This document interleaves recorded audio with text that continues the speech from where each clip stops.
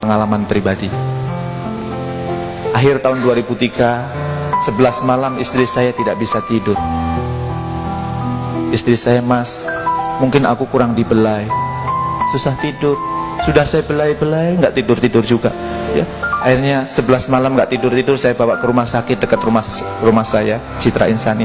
3 malam dirawat di situ, tidak juga ketemu penyakitnya. Akhirnya direkomendasikan yang katanya rumah sakit paling bagus di Bogor, rumah sakit Azra. Saya pindah ke Azra. Setiap malam di rumah sakit Azra minum 3 galon aqua. Ya, panasnya tinggi terus, hobinya minum terus. 1 minggu di situ dirawat, tidak ketahuan penyakitnya. Maka kemudian dirujuk ke rumah sakit Harapan Mereka di Jakarta. Iya, Harapan Mereka karena mahal. Ya, kalau harapan kita murah. Ya, itu mahal. 1 malamnya di ruang ICU 2,5 juta waktu itu. Akhirnya dibawalah ke Jakarta.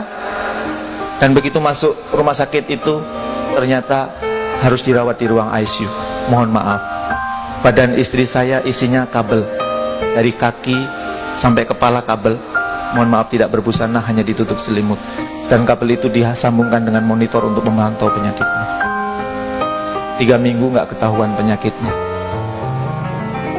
Di minggu ketiga saya dipanggil oleh dokter. "Pak Jamil." "Iya dok, hari ini kami mohon izin." "Mohon izin apa dok?" "Ibu akan kami ganti obat." Saya tanya, "Kenapa dokter minta izin saya?" "Setiap pagi saya beli obat gonta-ganti dan saya tahu dokter tidak pernah minta izin saya. Kenapa yang ini dokter minta izin saya?" Kemudian dokter itu mengatakan, "Kalau yang ini mahal Pak Jamil." "Berapa dok?" "Sekali suntik 12 juta. "Sehari berapa kali suntik dok?" "Sehari 3 kali suntik." "Berarti sehari 36 juta dok?" "Iya." Langsung saya bilang, "Dokter, 36 juta bagi saya itu besar. Tabungan saya pun sekarang sudah hampir habis untuk membiayai istri saya. Tolong sembuhkan istri saya. Tolong sembuhkan istri saya dok, temukan penyakit istri saya." Dan dokter itu menjawab, "Pak Jamil, kami juga sudah berusaha. Bahkan kalau Pak Jamil tahu, kami sudah minta bantuan Cipto, minta bantuan banyak laboratorium.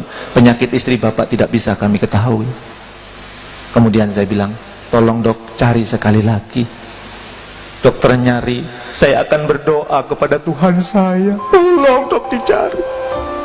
Dan dokter itu mengatakan, "Janji Pak Jamil ya, sekali ini.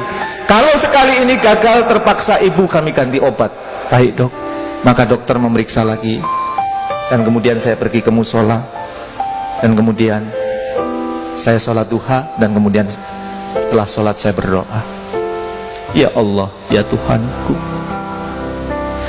gerangan energi negatif apa yang pernah aku lakukan sehingga kau uji aku dengan penyakit istriku yang tak kunjung sembuh.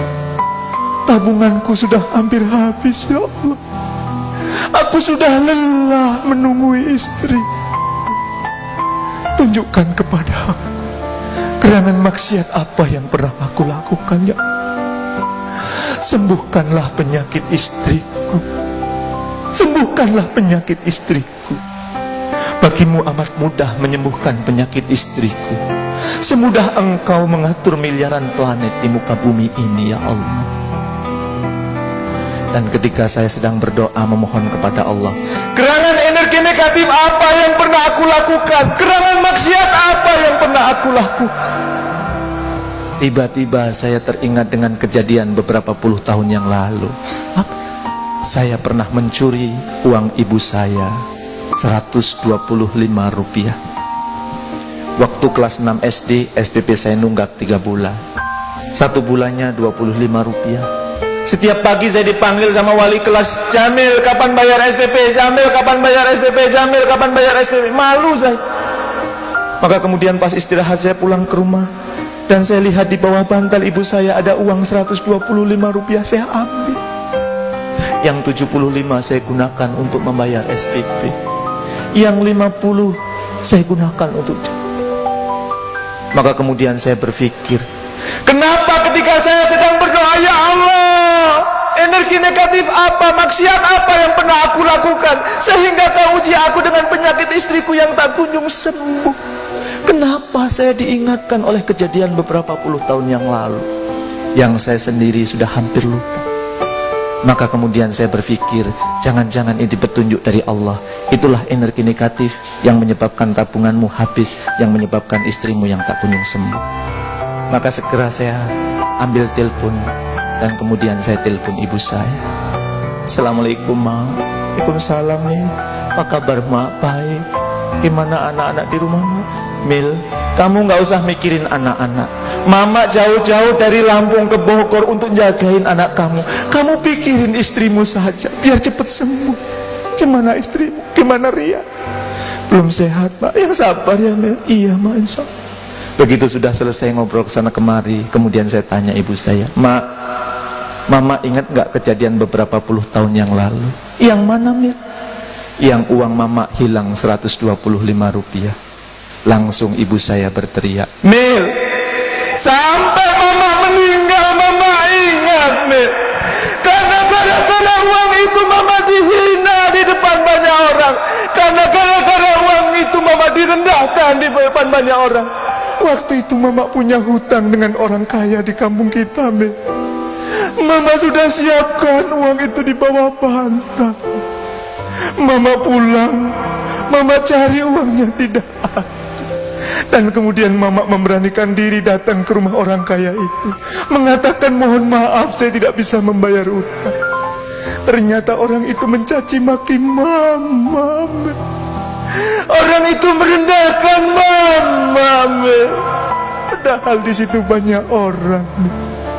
Bapakmu itu kurung ngaji, tapi Mama dihinakan waktu itu. Sakit, sampai sekarang sakit, Mil, sakit.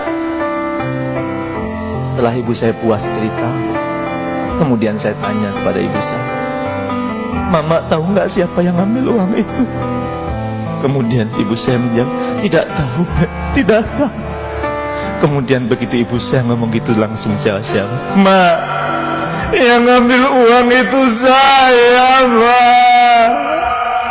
Lewat telepon ini saya minta maaf sama Mama. Dan nanti kalau saya ketemu dengan Mama, saya akan sungkem sama Mama. Maafkan saya, maafkan saya, Ma. Langsung ibu saya berteriak, Astagfirullahaladzim, Astagfirullahaladzim, Astagfirullahaladzim.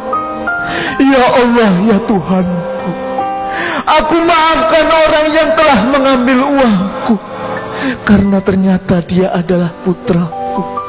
Maafkanlah dia, ampunilah dia ya Allah, maafkanlah dia ya Allah. Kemudian saya katakan, benar Mama sudah memaafkan saya. Dan ibu saya menjawab, Mil, bukan kamu yang harus minta maaf, Mama yang minta maaf, Mil. Karena terlalu lama dendam Mama. Mama tidak tahu kalau yang ambil uang itu kamu. Ma, tolong maafin saya, maafin saya. Dan kemudian ibu saya mengatakan, Jamil, sudah jangan kamu pikirin. Semua kesalahanmu Mama maafkan, termasuk kesalahan mengambil uang itu. Tolong disertai dengan doa, Ma, agar istri saya cepat sembuh. Dan kemudian ibu saya mengatakan, ya Allah, ya Tuhanku, hari ini aku maafkan orang yang telah mengambil uangku, karena ternyata dia adalah putraku. Maafkanlah dia, ampunilah dia, dan sembuhkanlah istrinya, sembuhkanlah penyakit menantuku. Terima kasih, Ma. Saya tutup. Kejadian itu sekitar jam 10 pagi. Dan sekitar jam 12.45 saya dipanggil oleh dokter ke ruangannya. Begitu sampai ruangannya saya disalami oleh dokter. Selamat Pak Jamil. Ada apa, Dok? Penyakit istri Bapak ketahuan. Apa, Dok? Infeksi pankreas. Terima kasih, Dok. Langsung saya peluk dokter. Terima kasih, Dok. Terima kasih. Terima kasih. Dan kemudian dokter itu mengatakan, Pak Jamil, kalau boleh jujur, cara yang kami gunakan sama, metode yang kami gunakan sama untuk mendeteksi penyakit istri Bapak. Tapi hari ini merupakan suatu keajaiban. Dengan cara dan pola yang sama, kami bisa menemukan penyakit istri Bapak. Terima kasih. Setelah ini ibu akan kami beri obat, dan agar kemudian kalau panasnya sudah turun, kami mohon izin kepada Pak Jamil, usia kandungan sudah 8 bulan, maka akan kami sesar untuk mengeluarkan bayinya agar pengobatannya lebih mudah. Terima kasih, Dok. Maka begitu sesar sudah selesai, saya pastikan istri dan anak saya selamat, saya segera pulang ke Bogor. Saya sungkem dengan ibu saya. Terima kasih, Ma. Terima kasih, Ma. Terima kasih. Tapi itulah hebatnya